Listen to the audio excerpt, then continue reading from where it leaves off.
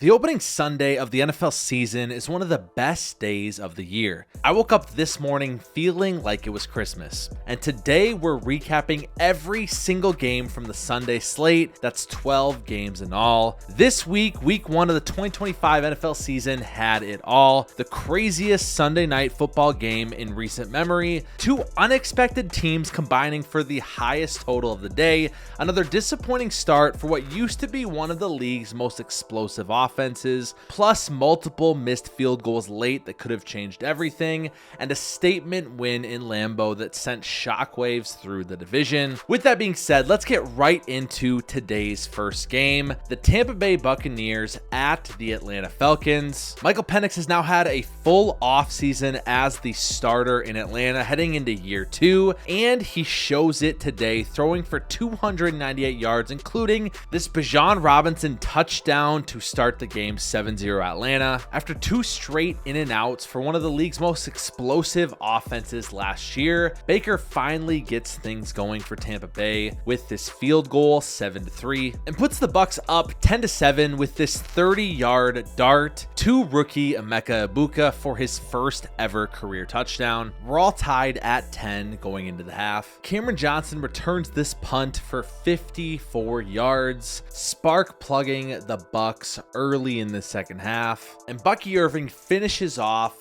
this catch in the end zone. Bucs are up 17-10, but Penix is slinging it, finds Drake London again twice on this drive, and Bijan Robinson with a 23-yard catch, who finished the game with 100 receiving yards, by the way. But Atlanta cannot get it done on the goal line. They get down to the 9 on 3rd and 4 before Penix gets sacked for a 9-yard loss. They'll settle for a field goal. The Falcons get the ball back down 17-13 with 11 minutes to go in the fourth before absolutely milking this clock 8 minutes and 46 seconds on an 18-play, 91-yard drive. To cap it off, Penix finds his way into the end zone on 4th and goal with 2:17 to go in this game. It's 2017 Atlanta. A costly roughing the passer penalty on the Falcons defense puts Tampa Bay on the 25-yard line with 59 seconds to go before Baker again finds the rookie Emeka Egbuka.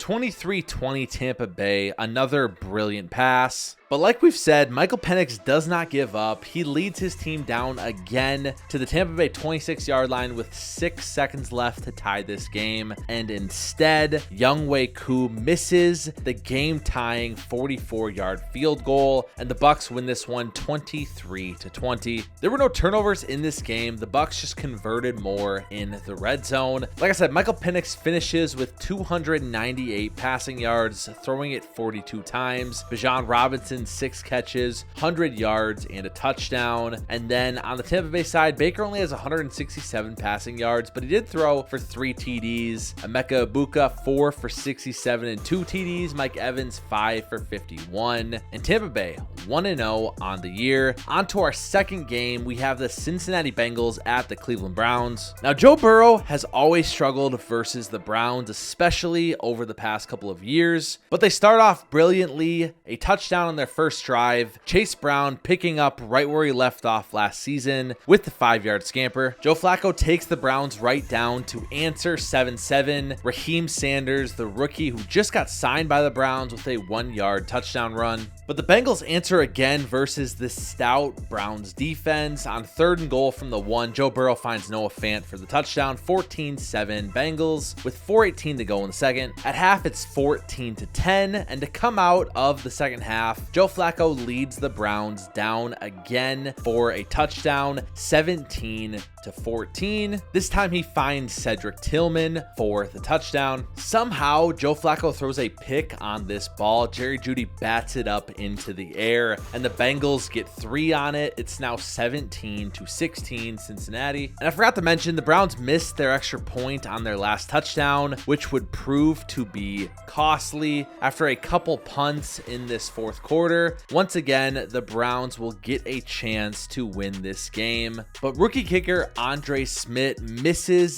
this 36-yard field goal, and that'll be it. Not only does he miss an extra point, but he misses what would would have been the win for the Browns. The Bengals escape alive in Cleveland, 17-16. But Joe Flacco continues to age flawlessly. He's 40 years old and he throws for 290 yards in this game. Dylan Sampson, the rookie running back, the 6th round pick out of Tennessee, has 8 receptions for 64 yards in this one, and he out-carried Jerome Ford, the presumed starter, by double the carries. Rookie tight end Harold Fannin Jr. was lining up all around the field, had 7 catches for 63 yards. He led all of college football in receiving last year as a tight end at Bowling Green. And then Cedric Tillman continues a great end to last season as well. 5 catches, 52 yards, and a touchdown. On the Bengals side, they escape with a win, but not much to see here stat-wise. You can take a look at the screenshot. I want to pause quickly and say this is my first ever video, Gridiron NFL.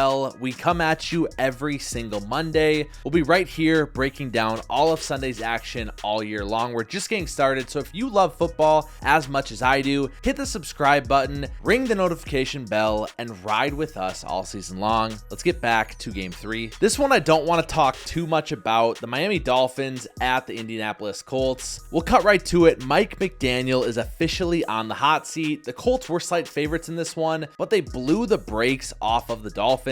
This Dolphins team has been one of the most disappointing teams in the NFL since 2023. They finished with just 211 total yards of offense, while the Colts had 418. And while Tua can barely throw for 100 yards, Daniel Jones, who beat out Anthony Richardson, throws for 272. Gotta give Daniel Jones props. Tyler Warren in his very first NFL game, the tight end out of Penn State. Very impressive, 7 catches, 76 yards. Michael Pittman, 680 and 1 touchdown. JT supposedly got injured in this game, but he looked fine at the end of the game, dapping up Daniel Jones. I don't know. We'll see what happens. There's no injury update as of now. All right, that's enough talking about Miami. Let's move on to game 4. The Carolina Panthers took on the Jacksonville Jaguars. This game was delayed for quite a while. A disappointing performance for Bryce Young after a very strong last third of the season. Ted McMillan, the rookie out of Arizona wide receiver, did have an awesome one-handed catch in this one, but there's nothing too notable to talk about here. The Jacksonville Jaguars win 26-10. After all the offseason talk about how Travis Etienne no longer had a job, he was easily RB1 in this one. 16 carries, 143 yards, and a run for 71. Travis Hunter had 6 catches for 33 yards,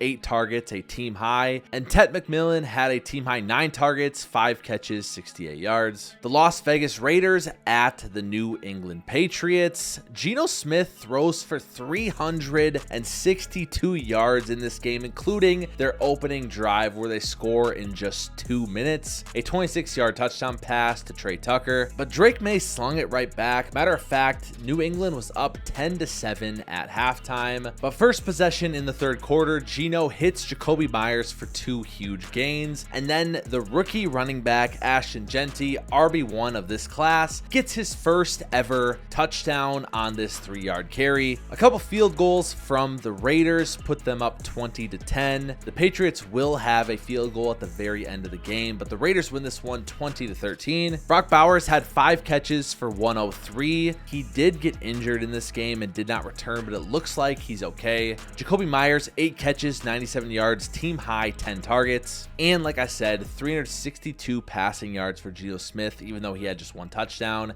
Ashton Jeanty, 19 carries, 38 yards. But like I stated, Drake May slung this ball as well in this game. 30 completions, 46 attempts, 287 yards, 1 touchdown. Kayshon Boutte led the way for New England, 6 catches for 103 yards. Also had a very strong last third of the season last year that not many people talk about. Game 6 of the day, the Arizona Cardinals at the New Orleans Saints. This game comes down to the last possession. Spencer Rattler converts 4th down to Rashid Shaheed on this 6-yard gain. Down 20-13, the Saints need a touchdown here. On 3rd and 10, Spencer Rattler hits Jawan Johnson, who's having a huge game. Unfortunately, Jawan cannot hang on, and the Cardinals go on to win this one 20-13. Marvin Harrison Jr. and Trey McBride dominate 28 targets and yardage for Arizona, 571 and a touchdown for Marvin Harrison Jr., and McBride 6 and 61. On the Saints side, Jawan Johnson 8 for 76, Chris Olave 7 for 54. All right, we've officially made it through the halfway point. We now have the best game of the day so far, the Pittsburgh Steelers at the New York Jets. Keep in mind, the game total for this pregame was 37.5 points. These teams are known for their defense, but they both have new quarterbacks this year. And ironic enough, they just switched quarterbacks. Aaron Rodgers is in Pittsburgh now, and Justin Fields is in New York. The Jets get 3 to start. Aaron Rodgers hits Ben Skowronek for a touchdown, 7-3. All of a sudden, this game is a shootout. Justin Fields with a beautiful touchdown throw to Garrett Wilson, 9-7 New York. If you've forgotten, DK Metcalf is now on the Steelers after getting traded, and he has a big gain here. The Steelers get 3. The Jets score right away again on this Braylon Allen touchdown run, but don't let this fool you. It was all Breece Hall today, 19 carries for 107 yards. By the way, I'm so happy for Breece. This whole offseason, everyone talked about how Breece is going to be in a split backfield. Jets get 3 again, and then Aaron Rodgers, in vintage Aaron Rodgers fashion, completes this pass on that throw to Calvin Austin. Jonnu Smith scores this touchdown here, 19-17. New York still up at half. The third quarter is by far the quietest of this entire game until the final drive of the third for New York, where Justin Fields leads them down again to score a touchdown. Jaylen Warren answers rather quickly. It's 26-24 Jets. And then unfortunately, on the ensuing kickoff, the Jets fumble it. By far the most catastrophic mistake of the day in this game, 31-26 Pittsburgh. But Justin Fields is ballin', leads his team down again, and with this bootleg run, puts the Jets up 32-31 with 7 minutes to go. Chris Boswell hits a 60-yard field goal with 1:03 left from the Jets' 42-yard line, and Pittsburgh's up 34-32. 45 seconds left. Can Justin Fields do one more time something he's done all game long? On 4th and 3, Garrett Wilson somehow does not come down with this one. Jalen Ramsey delivers a hit stick, and it's ball game for the Pittsburgh Steelers, 34-32. Like I said, this total was 37.5. Aaron Rodgers finishes the day with 244 yards and 4 passing touchdowns. DK Metcalf had 483, Calvin Austin 470 and a touchdown. On the Jets side, Justin Fields 218 yards, Breece Hall, like I said, 19 for 107. Fields had 48 rushing yards and 2 TDs, and then Garrett Wilson 795 and a touchdown. This game really just came down to that fumbled kickoff from the Jets. That's what cost them at the end of the day. All right, game 7, New York Giants versus the Washington Commanders. I'm going to briefly talk about this game. It was very boring in my opinion. The Giants do not score a touchdown, and the Commanders win 21-6. Bill Krosky-Merritt, though, the rookie running back taken in the 7th round out of Arizona, has a very strong performance, 82 rushing yards and a touchdown. And then Deebo Samuel, the new addition, 7 catches, 77 yards, and a 19-yard touchdown run. Russell Wilson, 17 for 37. Malik Neighbors did have 5 catches for 71 yards, but he was targeted 12 times. That's all I really want to say about this one. The Giants are in trouble, folks. Game 8, the Tennessee Titans at the Denver Broncos. This one was closer than expected. Number 1 overall pick, Cam Ward, went just 12 for 28 passing, but did get sacked 6 times. And then RJ Harvey, rookie running back for the Denver Broncos, 6 carries for 70 yards. Courtland Sutton, 6 for 61 and a touchdown. The Denver Broncos win 20-12. The Titans had a couple chances late in this one, but they never really got a drive going that had a serious chance of winning this game. The San Francisco 49ers played at the Seattle Seahawks to kick off their 2025 season, and Brock Purdy leads them down a 95-yard drive to start. George Kittle has this touchdown, 7-0 for the 49ers, but Sam Darnold in his new Seahawk uniform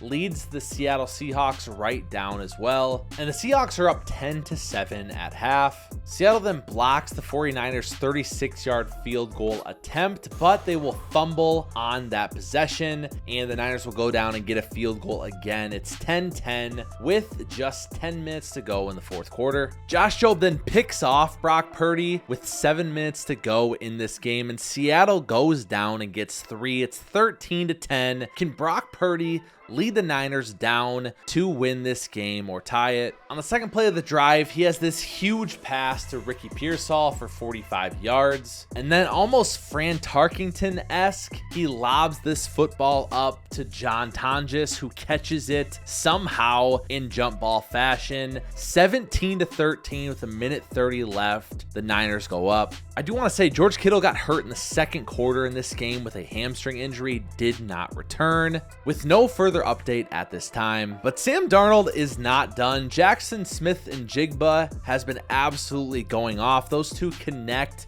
for a 40-yard pass with 1:13 to go, and they're down on the Niners 14-yard line. On 2nd and 5 from the 9-yard line, Sam Darnold gets sacked by Nick Bosa and fumbles. Nick Bosa recovers it, and that is the game. The Niners sneak out of Lumen Field with the win 17-13. Brock Purdy throws for 277. Ricky Pearsall 4 for 108. Christian McCaffrey 9 for 73.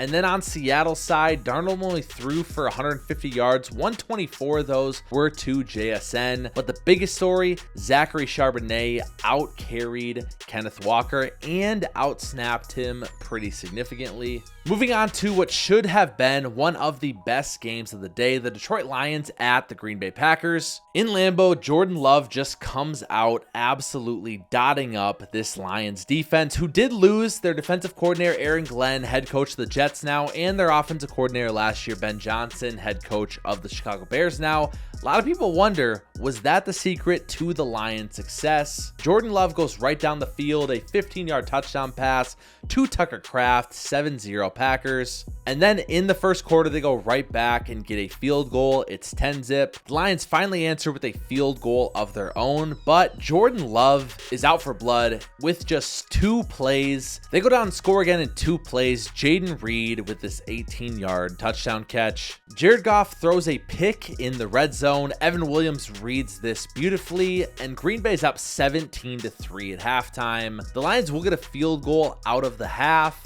but the Packers in the fourth quarter tack it on once more, 24-6 on this Josh Jacobs 3-yard touchdown run. Just for good measure, they'll have a field goal 27-6 a couple minutes later. The Lions will score at the end here. It is a sick catch by rookie Isaac Tesla, but this one is all Packers, 27-13. You got to be a little nervous if you are a Lions fan right now. And Micah Parsons does get a sack in his Green Bay debut. I have to say, I saw this stat on Twitter, and I'm pretty sure I fact-checked it and changed it a little bit. It said 0-19-1.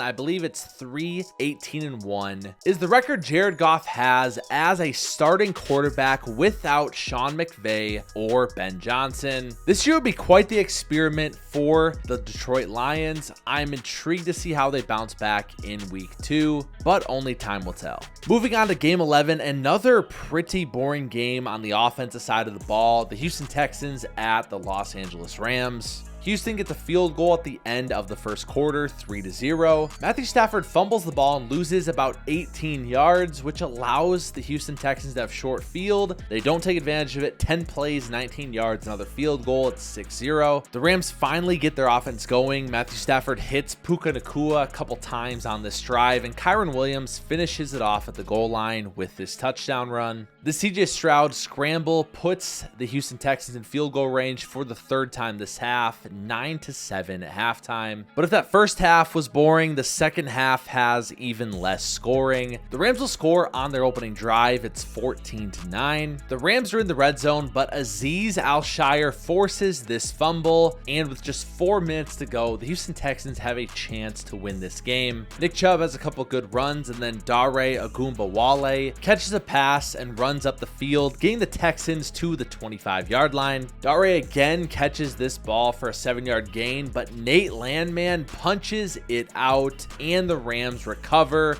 They win this game 14-9. And I'm sorry, I did not do Puka Nacua justice in this game. He had 10 catches for 130 yards. Meanwhile, Nico Collins was held to just 3 catches for 25. Finally, we are down to the last game of the Week 1 NFL Sunday slate. It's Sunday Night Football, ladies and gentlemen. The Baltimore Ravens versus the Buffalo Bills. The best game on the slate. Yes, better than Pittsburgh Steelers and the New York Jets. Let's get into this one. Josh Allen starts off the game with a touchdown pass to Dalton Kincaid. The Ravens respond with a field goal and then a touchdown of their own. Derrick Henry for 30 yards. The man's 31 years old and he still got it. The Bills punt. Derrick Henry 49-yard run down to the Buffalo 15, and then Lamar Jackson finishes it off here. It's 17-7 Baltimore. The Bills tack on a couple more field goals to end the half, and Baltimore won. It's 20-13. The Ravens are up. Early in the third quarter, Lamar connects with Zay Flowers. Back-to-back plays, first for 39 yards, and then a 23-yard touchdown pass. This defensive pass interference on Josh Palmer sets up Buffalo nicely to respond with his James Cook touchdown, 27-19. But this Baltimore offense just cannot be stopped. In 3 plays, 36-yard pass to Zay Flowers,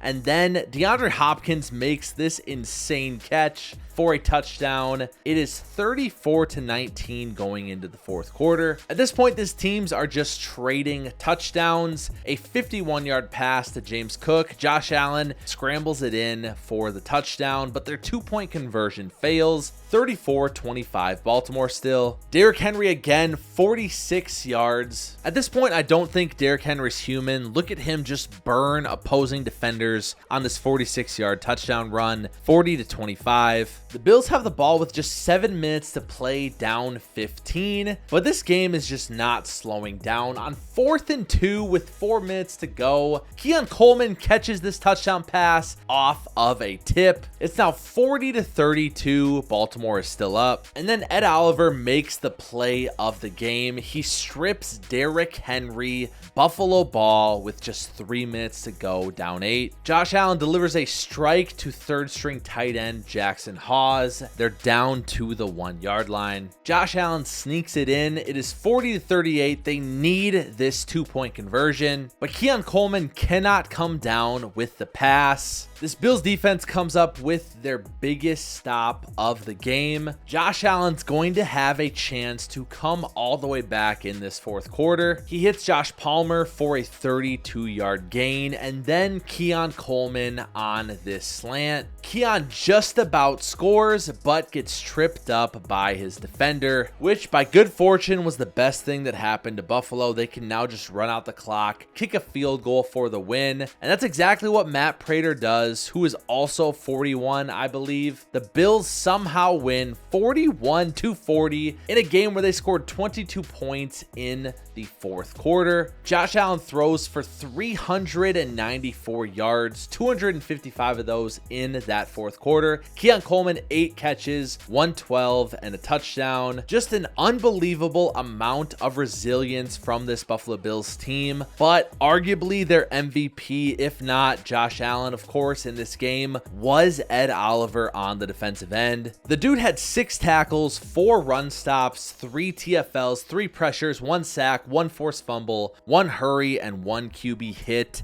and a 95.1 run defense effectiveness grade. Shout out to Justin Pennick for this tweet and Ryan Fowler for it also. That being said, both these teams are phenomenal. Derrick Henry finishes with 169 rushing yards and 2 touchdowns. Lamar had 70 and a touchdown, and Zay Flowers 143 and a touchdown. That's it, folks. We've made it at the 25-minute mark. The first Sunday slate of the NFL season. I hope you enjoyed it. I'm sure we'll get way better at recapping this games as we go. It's our first one we've ever done. That being said, if you find something I missed, put it in the comments. I'd love to hear it. Thank you so much for watching. Go Vikings tomorrow versus the Bears. And as always, we'll see ya on the gridiron. Last but not least, we have Monday Night Football. It's the Minnesota Vikings versus the Chicago Bears. JJ McCarthy's first ever NFL game, 1 year removed from his rookie season ending due to a torn meniscus. Ben Johnson, new head coach for the Bears. Caleb Williams, a chance to really show in his second season that it was the coaches and the disastrous situation he was in last year. And Caleb right away goes 10 for 10 starting off this game, including driving right down the field on the opening drive for a touchdown. I believe the Bears did not have an opening drive touchdown all of last year. An incredible start for Chicago. JJ McCarthy only has 2 passing attempts in the first quarter. Bears get a field goal with 28 seconds left in the first half. JJ completes his first substantial pass of his NFL career, a 28-yard strike to Jalen Naylor, and then Vikings kicker Will Reichard hits a career-long 59-yard field goal. This really felt like a huge momentum swing for the Vikings. Unfortunately, on the first drive in the third quarter, JJ throws a horrendous pick six deep in Bears territory. It's 17-6 Chicago. And then on the next possession, the Vikings go 3 and out. Fortunately, the Bears miss a field goal and Jordan Mason starts running wild. JJ McCarthy has this dot to Justin Jefferson for his first career touchdown and their first third down conversion of the day. It's 17-12 after a failed 2-point conversion. And the Vikings defense is now humming. The Bears offense has stalled since that first drive. JJ again leads Minnesota down, including this 27-yard touchdown to Aaron Jones. It is now the Vikings in the lead, 20-17 after the 2-point conversion to Adam Thielen. Minnesota has the ball again. Jordan Mason continues his second half rolling, and JJ keeps it on the option run. It is now 27-13, 3 total TDs for JJ McCarthy in his NFL debut after a horrendous and disastrous start. I should say first 3 quarters. 21 points in the fourth quarter for Minnesota. Caleb Williams does get 7 for the Bears to keep them in this one, but Cairo Santos cannot kick this ball out of the back of the end zone. Ty Chandler brings it out, and now they're under the 2-minute warning with just 1 timeout left. Why not kick it out of bounds? It's a 5-yard difference between that and kicking it out the back of the end zone. Huge mistake for the Bears. JJ McCarthy and the Vikings win this one 27-24. He said either in the huddle or at halftime to everyone, where else would you rather be right now? His leadership at just 22 years of age, the youngest starting quarterback in the league, is impeccable. He also becomes the first QB in the NFL since Steve Young to come back 10-plus points in the fourth quarter in their first NFL start. And he's the first Vikings quarterback to have 2+ TDs in their debut since Fran Tarkenton. The Vikings may very well have